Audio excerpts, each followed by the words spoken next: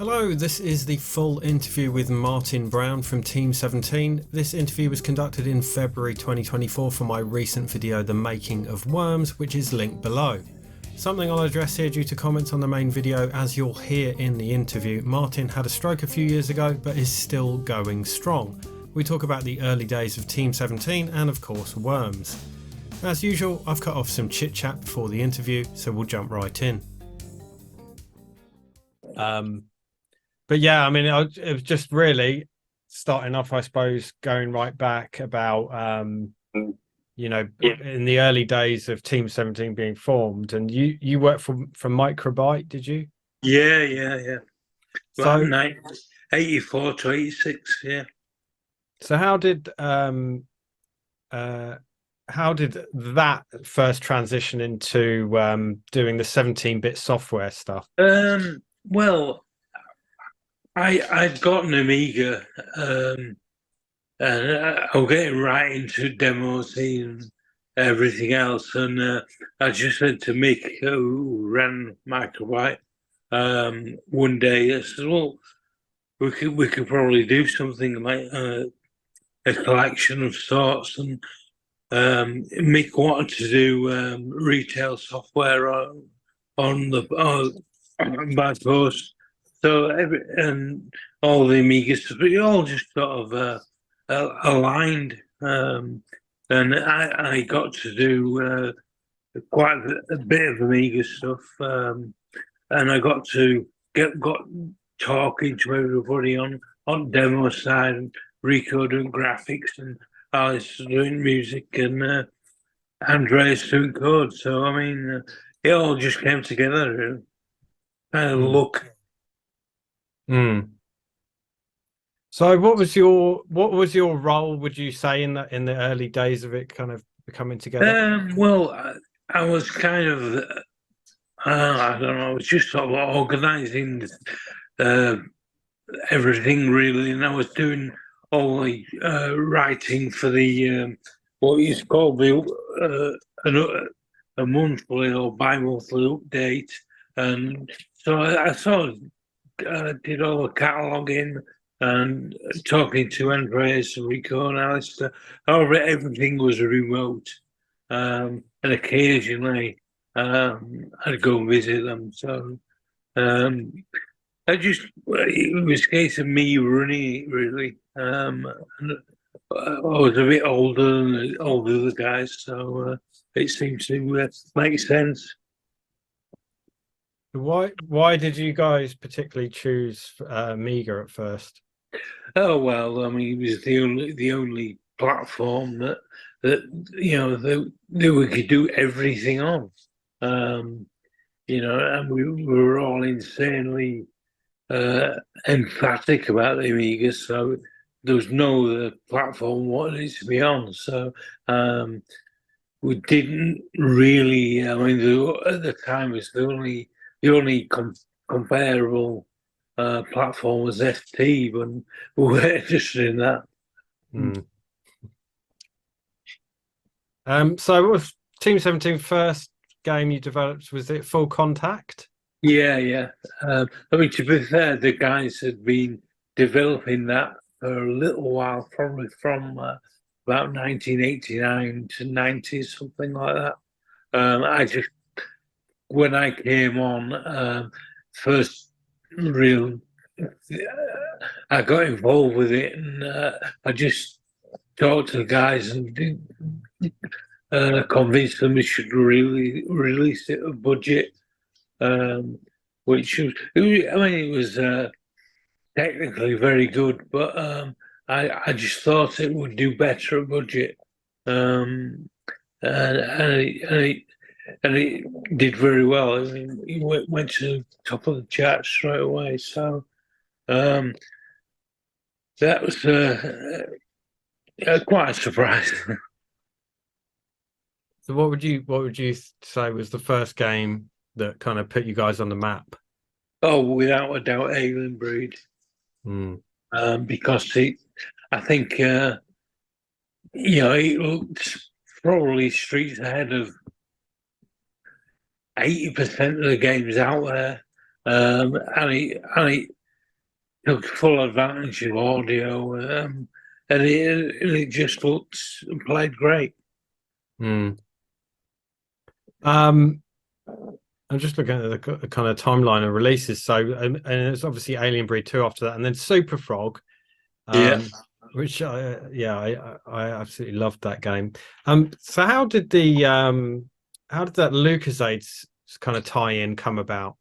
Well, Mick had arranged licensing or talks. I mean, everything was pretty early days back then. I mean, it was just really the sort of early marketing licensing opportunity that came around. I mean, I wanted it initially to be licensed to Newcastle Brown. And I was talked out of that. So it became LucasAid as a very early licensing job. So I mean, it was hard to know what to think about it, but it was very, very early days. Talking about 91, and the first time we'd ever spoke to anybody. So I don't think for us doing the game was the ideal link, but it's what happened. Yeah, fair enough. Yeah, there weren't many things like that, like product placement in games at all, or anything back then that I can remember, like No, a no. couple on the Amiga in those days, but Yeah, not much. yeah. I mean, it wasn't the most sexy product, but it seemed to make sense in that it helped you when you were ill and stuff like that. So Yeah, it just happened. doesn't he get his powers from Yeah, LucasAid yeah, in the yeah, intro? Yeah. yeah. They fixes a few things. I mean, it was a bit of a stretch to think Newcastle round it also fix everything, but it Yeah. makes it makes sense to us. Yeah. Uh, and then you've got Body Blows, and that's the same year, I Yeah, think, 93. yeah, I loved Body Blows, because like the Street Fighter port on the Amiga wasn't great. yeah. We took advantage of that a little bit. Yeah. So what was Body Blows kind of aiming at in competition with stuff like Street Fighter when you got? Yeah, well, I mean, to be honest, it wasn't a comfortable genre for me. I didn't know much about fighting games, but Junior and Danny, who did Body Blows, knew an awful lot. So we took their lead, and we were quite fortunate in that Street Fighter was crap on the Amiga, and we were there in a similar time. So, I mean, it was sort of based on the um, Neo Geo, really. There's those type of fighting games on there, and looking back at it now, it's a pretty good version of a fighting game, and I think it was quite good to do the game based on a different format, and it worked out well. Yeah, because that's something I think that Team 17 did well, was kind of a lot of different genres of game. Yeah. Well, Um, it was the same with Assassin, which is kind of like Strider. mhm. Um, I think at that time we wanted to sort of stay and produce most genres of arcade games and do our brand of it, really. So that's kind of what I did for a few years, and people really latched onto that. Was Assassin the first game that you guys published? Like that you didn't develop, I mean. No, we did develop it. We, Oh, you did? yeah, Ah, uh, Dave and Hayden, who did it, were based in Oldham, all right. so it wasn't too far away for Mm. us to. It was actually a lot closer than Rico and Andreas, who were in Sweden. Yeah. So, Yeah. So was it kind of the best of both worlds doing the developing and the publishing, or was it kind of a struggle sometimes? it just made sense. There's always a struggle, Yeah. but I think being in control of publishing made sense, and remaining independent was very important to us. And you know, we just I think we weren't brilliant at publishing, but we got better every game we released. So Mm. I mean, we weren't big boys. We was just plowing their own furrow. So we're doing things we possibly weren't meant to do, but it was good. It was really energy, um, made full of energy anyway. So you have to excuse me as well. So I've had a stroke. Oh So wow. um, it's sometimes a little difficult for me to um, get everything out. So Okay. What was that recently? 5 years ago, Oh wow. well, I had a second one, a small one before Christmas. Um, so I mean, it's affected me mobility a little bit and muscles in my neck, strangely enough. Um, but I think my memory's okay. Um, Mm. it's and I'm not dead, so that's all Yeah. right. Yeah, that's the main thing. Yeah, I Yeah. mean, anything you can remember is great for Oh me. So yeah. don't feel like you know, you have to push yourself to remember anything or any of that. Oh, I'm okay. It's just sometimes it's hard for me to uh, elucidate everything. So Mm. Um, yeah, because like it was good that you guys are publishing your own stuff, because if you look at like the Microsoft situation that some companies went through in the Amiga days, it's you've avoided all that mess. yeah. Well, we endured a bigger mess with the stuff being published by other people.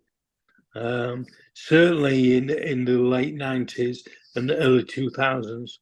It was very difficult working with some publishers, and we worked with most. Mm. I mean, So some people. So, what was your first time working with another publisher? Was it Ocean? Well, yeah, that was really about 95 to 97, something like that. Well, basically all the worm stuff and a few of the tiles.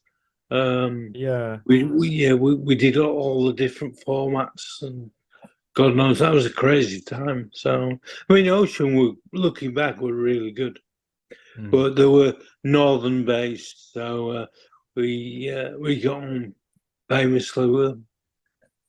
That's good. Because yeah, I mean, I think on my copy of Worms back there it says Ocean and Yeah, yeah. Team 17 on the We box.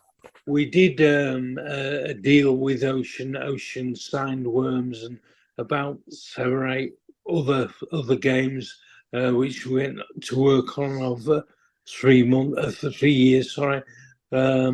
See, that was a different time for us. I mean, Worms just went ballistic. Mm. It's sold on 9 or 10 different platforms, and sold a lot as well. Had proper marketing. Um, it was a very special time. Okay, let's get into Worms a bit then. Um, so do you remember first kind of seeing Worms, and or Yeah, well, I yeah. suppose it wasn't called Worms then, was it? But No, it's full wormage. It was called Full Wormage on just on Amiga, and Andy Davison was deeply crazy about it. So, but it was very infectious. He's telling us the worms had birthdays when they were born, and going on about it for ages. So it kind of stole the idea that it was mad and the game was good, and the game was really good. So we wanted to sign it straight away, and we initially were going to sign it and sell it on a budget label because it was fairly obviously simple graphics. But the more we played it and more we thought about it, the game offered hours and hours of play. And, and as you're aware, we ended up publishing it for years. Mm. So presumably you guys played it a lot then, God, after the fact, yeah. So yeah, I think we signed it in September show or something in London, I think. it's ECTS trade show. Yeah, Yeah. and we released it at Christmas. So we had Wow. 4 or 5 months of playing it and tweaking it and converting it. And then we released it just in time at Christmas. That's pretty quick then. Yeah, but it didn't seem like I had a lot of time. Back then, it just seemed to fly, but it was very difficult because we'd not done any platforms other than the Amiga. And I think we did it on 9 platforms, so we had to convert it to everything else beforehand. Yeah, and also Mega Drive and stuff like this, and Nintendo formats, Game Boy, and it's all a bit of work in the dark, really. So let's get moving and rely on Ocean. But when you say it was done by Christmas, is that just the Amiga version, or? No, I think the PlayStation, Saturn version, Jaguar version, PC version, they were all done by Christmas. Wow. The other formats didn't make it because getting it tested and approved for sale, burnt to carriage, and God knows what. That took months. So I think it followed sort of 3 or 4 months later on other formats. So, Andy brings you this game. How much, tweaking is there between what Andy brings you and what's released, and kind of does he do more and you guys do more? And I mean, to be honest, the Amiga version was practically finished. We started working with Andy on follow-ups pretty early on, and getting him to stop working on the Amiga version was a job in itself, because he'd never believed it was actually finished and still wanted to keep working on it. We just want to finish the game, If he been up to Andy, he'd been still working on it until yesterday. So, and the more we played it, we thought of other ideas and tweaks and stuff. So we had to be very conscious of what actually would get in the game, and a lot of stuff was saved for other sequels, basically products down the line. So whose decision was it? Because I spoke to just over a year back now. I was trying to refresh my memory on it the other day, but I spoke to Chris Blythe. Oh yeah. So him and was it him and John did the cut scenes and all that jazz? Yeah. So how did that come about? What was the decision to put those in? Well, we've got about 95% of the disc free. So we thought we'd do stuff, but basically, um, spoke with Chris and just left it up to him. Full, um, uh, you know, knowing Chris, it was just a case of leaving it to Chris and doing a good job. There was only what's called BMAC concepts of what they wanted to do, and because we were so busy doing everything else, I was so happy that they did the stuff and he just delivered it, and it was great. Because I mean, when you think of kind of PlayStation and Saturn and all that, that kind of stuff's really common of that era, like mid-90s, but not really on the Amiga. You don't. Yeah. Well, the Amiga, only the CD32 version had the cutscenes. The disc version is just the game. But it was just a case of what format and what media. So if we're working on a say CD32, it was common sense to fill it full of animations and audio. Yeah, because a huge jump from a 1.4 meg floppy to a 700 meg CD. Yeah. Well, it basically one disc. It wasn't the biggest game in terms of assets. It was only a small game. So really at that time, the sound banks, the voice banks would take it more of the disc than the game.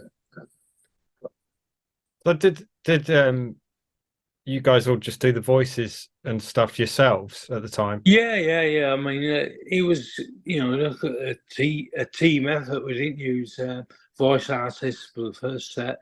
They came later on. We occasionally did voice artist stuff where it made sense, but we were just having a laugh. I did Yorkshire Bank. It was a lot of fun, and Chris did Scottish Bank, and I don't know. I think it was about 6 or 7. I don't know, quite a few different voice banks back then. So did you guys have to achieve the cutscenes and stuff? Did that involve buying additional hardware? Chris mentioned something the Raptor. Yeah. Chris had all the doozy Amiga stuff, so it was used to do all the animations and stuff. The Amiga Raptor was quite famous at the time. It was using Lightwave. Yeah. So 95 is pretty late for Amiga in general. I think Worms really kind of, it put Amiga back on the, I want to go to my mate's house and play this. He's got an Amiga kind of thing, the game sort of suited the hardware, and everything just sort of worked. And I think as well, Amiga on the A1200 was probably the big game. Yeah, it was certainly in the later years of Amiga. So did you? I know you said you really enjoyed the game and were impressed with the game, but did you see any of this such widespread success and long-lasting success? Not really. I mean, as with any game, we just we really believed in the games that we were making, but we didn't think people were still playing them 30 or 40 years later and talking to them with such warm memory. I mean, the amount of people who played Worms through the university years, and I've got tattoos and stuff of the team members. It's unbelievable, really. and the game really caught people's imagination. And I remember in the early days, we heard people playing worms, as in playing the game in real life. Kids in the garden, pretend to throw grenades and stuff. So Amazing. yeah, well, I mean, for us, it was something else. What do you think are the core gameplay strengths that have made it last so long? Well, it's got procedural, so it plays differently every time. The placing of the worms is different. So every game was different, different experience, and the game had strange physics, which it made the worms that fall in different places and blow up differently, and just do unexpected things. And it made the game was genuinely funny. Outrageous deaths and stuff, and it always managed to create some mad scenario, which it was almost unbelievable. And it's something we played on in later versions. We did a lot more of the culminating physics stuff that you just can't write. So as long as it made for more funny scenarios, all the better. Mm.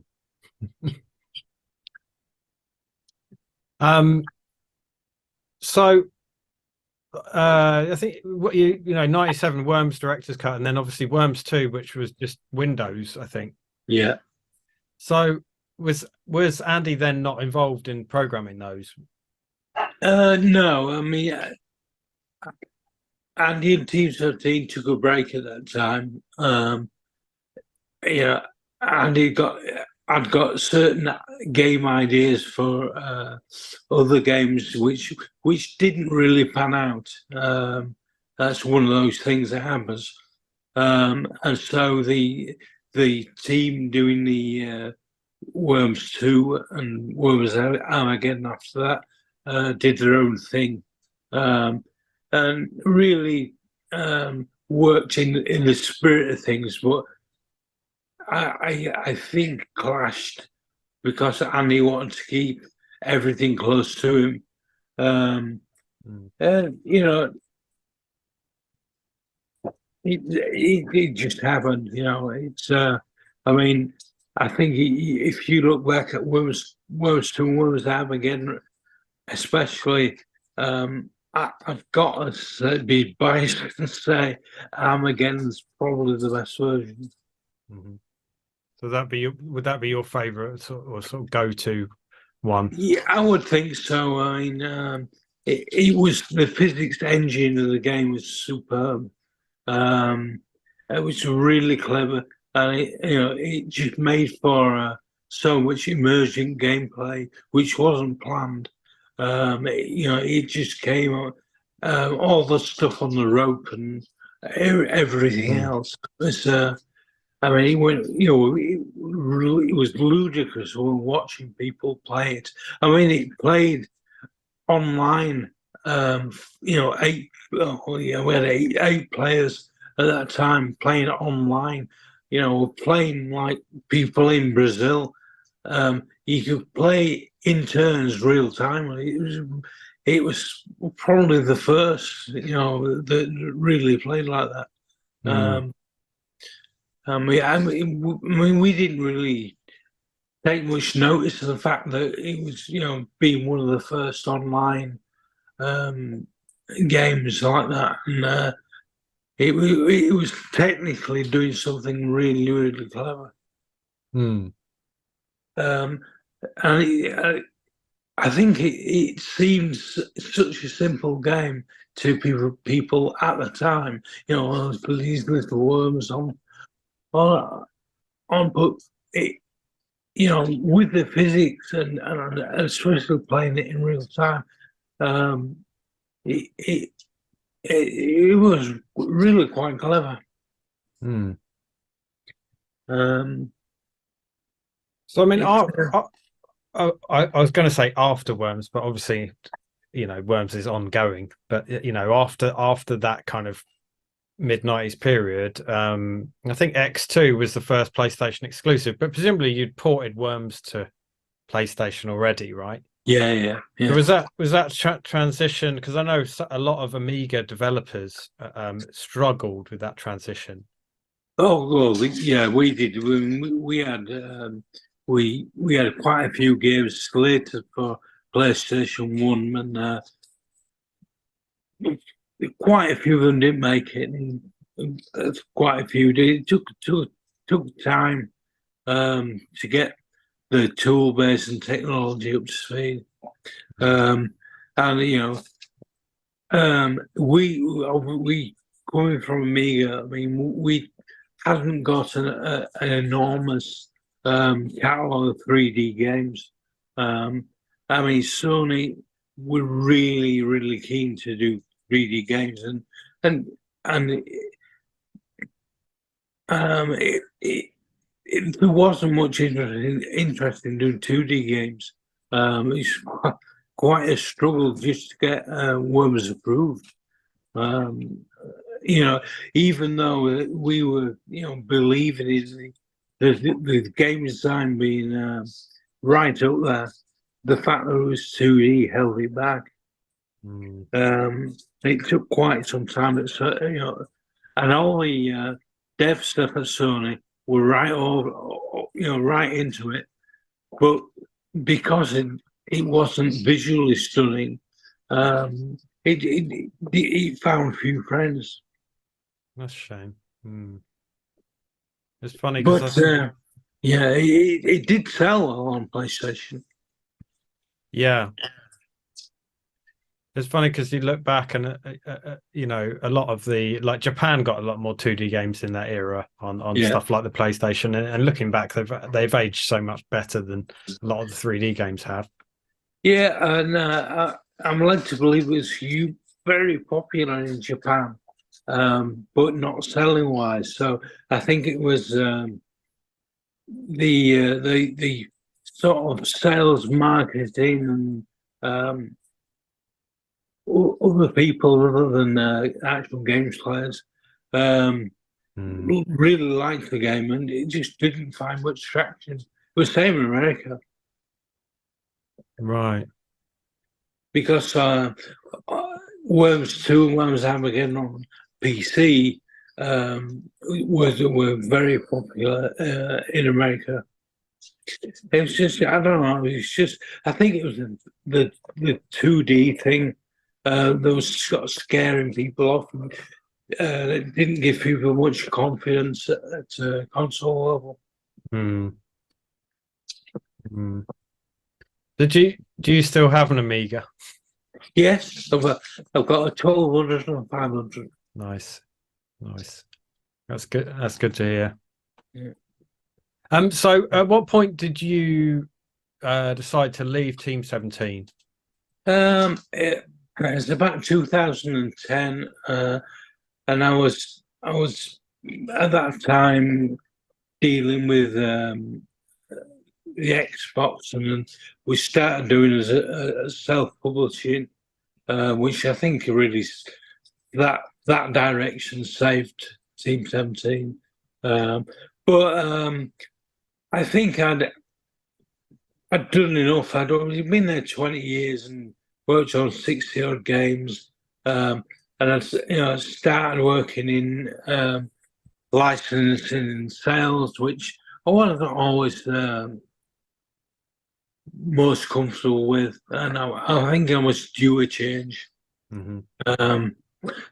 So I went off to do my own thing, which I were always due to doing that anyway. So I worked with quite a few people that I liked, and went off doing mobile games only because it made sense in what we're doing. doing small projects with good people. And ended up working with New Star Games, who did New Star Soccer, which in terms of sales, that blew everything out of the water. You know, it's a massive, massive game. Yeah. But you know, it just again working with a small team and a one-man development team. It just kind of worked and made sense. Mm. Mm. Well, yeah, I'm conscious of taking up too much of your time, and I really appreciate the info. But is there anything you want to plug, or you want to tell us what you're up to, or anything like that? No, not really. I mean, just watch out for me. Well, I'm still going. Yeah, yeah. But yeah, I'll yeah, once I work out what I'm doing with all this stuff, I'll let you know. But Yeah, no problems. yeah, Yeah, well, I hope you've understood what I've tried to say. yeah, absolutely, yeah, yeah. Yeah. Really appreciate it. Okay. But yeah, I'll let you go back to your evening. But thank you so much. And No yeah, problem. thanks for making Yeah, some of the if you need to follow up anything, just let us know. yeah, we'll do. Thank you. And yeah, cheers for all the games I enjoyed on the Amiga in my childhood. Right, no problem. All right, take it easy. Bye. Cheers. Bye.